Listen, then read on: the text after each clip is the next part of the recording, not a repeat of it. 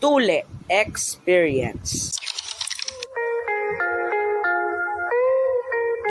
Ikaw, tuli ka na ba? Kung oo, edi nice.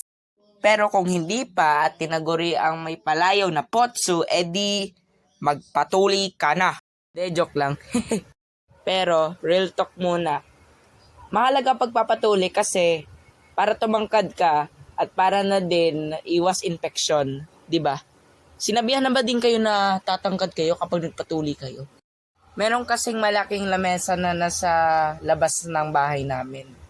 Kaya humiga ako doon, tapos andun na yung nantutuli sa akin. Sa probinsya kasi ako tinuli, kaya maraming puno at yun, maraming buhangin. O Tutoy, ready ka na ba? Opo. Help me, help me, help me, help me. Tulong, tulong, tulong, tulong. Help me, help me, help me, help me. Ang sakit, ang sakit, ang sakit na. Ha? Aray ko! Ah! Hala, hindi tumalab. Kailangan pa ata turukin yung isa pa dyan. Oh, hell no!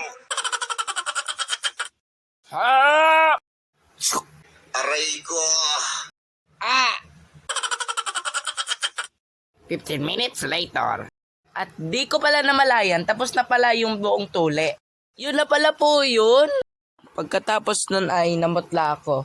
Tapos kumain ako ng noodles at nag-aircon. Woohoo! Tapos sa kasamaang palad, pagkatapos ng 3 araw ng walang ligo ay dumating na naman yun ang tutuli sa akin. Sinabi na lalanggasin na kita, Tutoy. Hala. Partida. Doble yung sakit yan. Dating sundalo yung nagtuli sa akin. Ang sakit-sakit eh. Akala ko tapos na yung paghihirap ko eh. Pero hindi pala. Simula pa lang eh. Nangamatis bigla yung hotdog. Aray ko! Tinurukan ako. 2 beses pa. 2 beses din ako nangamatis. Aray ko! Basta, hindi yan masakit. Parang kagat lang ng langgam. Shout out kay CJ Nimation.